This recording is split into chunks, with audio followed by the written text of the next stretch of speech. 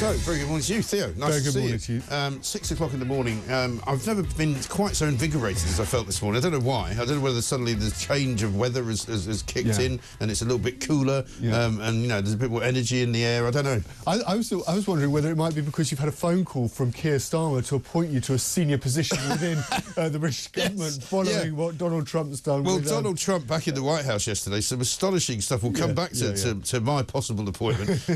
But the Mail have done a great piece on page 11, in addition to all of the pictures of Joe Biden and Donald Trump sitting in the same room, which is kind of weird to begin with. But all of the incredible appointments that he's made, including, of course, Elon Musk and Mark Rubio, the Secretary of State, and this guy yesterday, Pete Hegseth, who's been described as a Fox talk show host. But he's a bit more than that, isn't he? Yeah, he's actually got some background in the military. He rose to the rank of major, served in Afghanistan, Guantanamo Bay, and in Iraq, and of course he's heavily tattooed. Apparently he likes throwing axes, right? And he's very critical of, you know, he's very sort of right of centre. So he's very critical of women in the military. Doesn't like that idea, and I think what's instructive about this is that, you know, he's loyal to Donald Trump, and Donald Trump is going to appoint those he sees as being on his team. This is not the same as 2016. He's bringing in his people to do the job a bit differently, having recognised the difficulties that he faced in his first term in office. Because a lot of people have said that, you know, he seems to be a bit more savvy this time around. You know, last time it was, you know, drain the swamp. It was, you know, fight your way through the red tape, try and get to some point that you might get to if you're lucky. Whereas now, I think he seems to have a much clearer plan, doesn't he? Yeah, absolutely. And I think, you know, if you listen to all of those critics that came out before the election, that the Harris and Democrats were wheeling out saying Trump can't do this and he's danger here and a danger there. He wants people who are going to be loyal, who have been loyal to him. Rubio, of course, since he stood against him for the to be, you know, the Republican candidate back in 2020, you know, Rubio has been loyal, and he has remained loyal. He's been an outrider for the Trump campaign. He's been what the Americans call a surrogate, going out on the news networks, you know, promoting Donald Trump, and as a result, you know, he's been rewarded with this, you know, plum job as Secretary of State. And he's going to be opposite David Lammy. It's going to be fascinating to see. And of course, we know Nigel Farage has revealed this decision that appears to be coming quite quickly when it comes to Keir Starmer. Of course, he wanted to hand back the Chagos Islands to Mauritius. Well, it's highly contentious. Yes. Well, let's have a look at Nigel Farage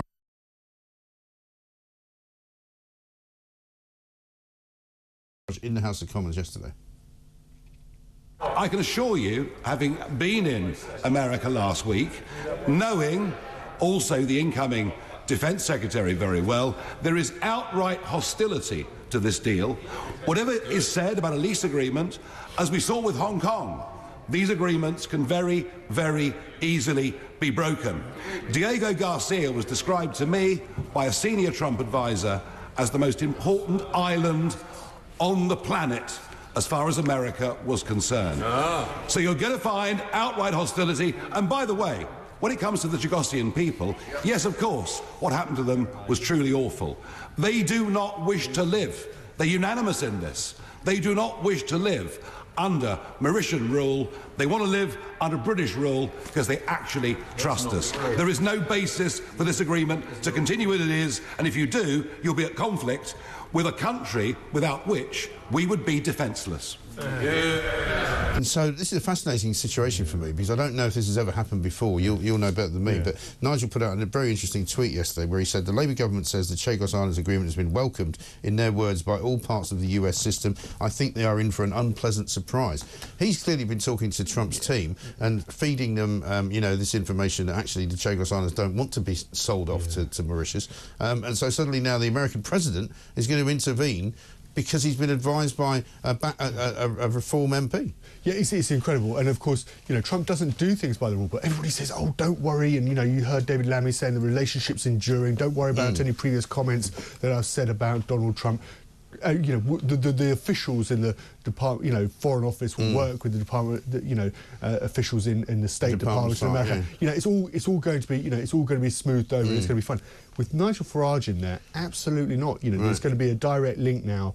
You know, Farage, Reform, their own agenda. And what's interesting about this, and this is where I think the Trump scepticism comes in, He's incredibly hawkish about China. He's worried about China, especially with China growing strength in the region, potentially invading Taiwan. Taiwan makes the chips necessary for AI, which is absolutely crucial to the Californian economy. He does not want a strong China. Where Diego Garcia is an absolutely pivotal point, as Farage described it there, or quoted a Trump official as saying, you know, it's the most important island on the planet, because from that base you can launch military attacks to, you know, bomber attacks to the entirety of the Far East. And they have done the Middle East from there before. And they have done the Middle East from there before, because they have this huge landing strip there. So I think this idea that somehow Trump is just going to ratify that decision and is not going to bring it into serious question, you know, I think Starmer and Lammy are in for a rough ride. They are, but it also tells you that anything to do with, you know,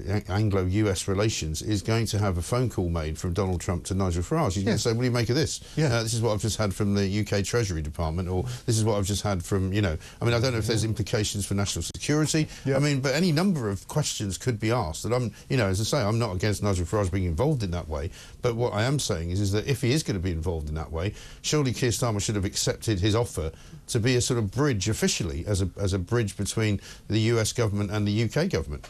Yeah, he should, because he might need some kind of clearance, mightn't he? He would. You know, I don't even think that. I don't even think that Donald Trump's necessarily going to worry about that. I think from Keir Starmer's point of view is that he would say that we know how close Nigel Farage is to Donald Trump and to the Trump administration, not just to Trump, but to all of the officials. What I'm saying is Trump will ask him for his advice on what he thinks. Absolutely, but Farage is loyal to Trump. Farage hates Keir Starmer. Let's face it. He's gonna do him over every simple. But this is partly. This is what I'm saying. And he should. And I think there's just there'll be a reluctance within the top of government. And you have to also remember what the officials are going to be saying. They're going to be like, "Don't trust Nigel Farage. Don't trust Nigel Farage." So if Keir Starmer, which will not work well for them. No, it won't work well for them. But Starmer faces. I think ultimately, I completely agree with your analysis. I think you're completely right. I think that's the relationship. That's the only relationship. You could say that Boris Johnson has a bit of a relationship, but in terms of the long-standing relationship that goes back to, you know, before 2016, it's Farage and Trump. And that's an absolute problem for Keir Starmer, because he can't. There is nothing in it. There are no bones in his body. There's no gut instinct saying that he should trust Nigel Farage. He's not going to. No. Let's have a look at how they clashed yesterday in Prime Minister's Questions. Thank you, Mr. Speaker. I'm sure the Prime Minister and the whole House would wish to congratulate Donald Trump on his landslide victory last week.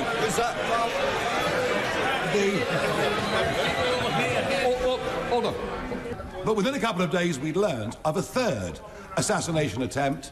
Charges have been laid, and behind it are Iran's Revolutionary Guards. Has the time not come, Prime Minister, to prescribe what is so obviously a terrorist organisation, and in doing so, not just do the right thing, but maybe mend some fences between this government and the incoming presidency of Donald Trump's, given that the whole of his cabinet have been so rude about him over the last few years? Well, I'm glad to see the honourable member making a rare appearance back here in Britain.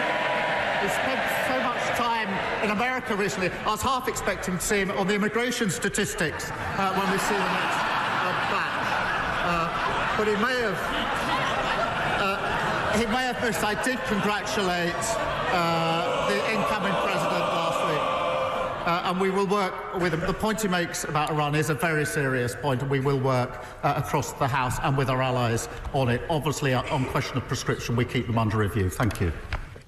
Possibly the funniest thing Keir Starmer's ever said. I mean, I was listening to Julia Hartley-Brewer yesterday talking to Peter Cardwell about it, and they were like, that's it now. So another 4 years, that'll be another 4 years before he says anything that funny. But it wasn't bad. I mean, I presume it was prepared, because he's not really off the cuff, is he? No, he's not an off-the-cuff kind of Prime Minister, Keir Starmer. But it was well prepared. But you know, Nigel Farage raises a very serious point about Iran, the threat posed by Iran. We know the role that it plays in the Middle East in terms of support for Hamas, in terms of support for Hezbollah. And we know, of course, and I think this is where I think Trump's going to be good. Well, it's good because what I meant to mention this earlier, one of the things that Marco Rubio said, he was stopped in a corridor, I don't know if you saw, whether he was going to ask for a ceasefire in the Middle East, and he went, no, because I think Hamas need to be destroyed. They're evil, cruel, horrible people, and then he was asked, well, what about the innocents? And, well, they're being killed because of Hamas. Hamas used them as human shields, so very, very clear what the line from the White House is going to be on Hamas. It's absolutely, and I think what's going to happen quite quickly, Mike, is actually Iran is going to realise that with Donald Trump, they're not dealing with anybody who's going to put... And last time he was in, they were very quiet, if you remember. You know, it was Joe Biden who handed them, I think, $600 million when they freed up the sanctions and went, here's a load of money. And they went, oh, great, we can buy some drones now to take Israel. Going back to Peter Hegseth, the axe-throwing tattooed defence chief, this was what Alistair Campbell was prone to, or persuaded to write on his Twitter yesterday. He basically said, if this kind of thing carries on, you're going to end up with Isabel Oakeshott as the Chancellor and Mike Graham as the Defence Secretary, which kind of backfired on him because most of the people underneath it were all like, yeah, it sounds like quite a good idea, actually. Probably better than the current incumbents, because John Healey, I think it is, who's the Defence Secretary here, has absolutely no defence expertise in any way, shape or form. I mean, this guy has been in the armed forces. You know, he's actually studied at Harvard and Yale, armed, conflict resolution or something like that. You know, Healey used to work for a disability charity, and he's now in charge of our defences. It's a fair point, and in the US, you could say this. And I've been to a war in Bosnia, so I'm already more qualified than him. But it's going back.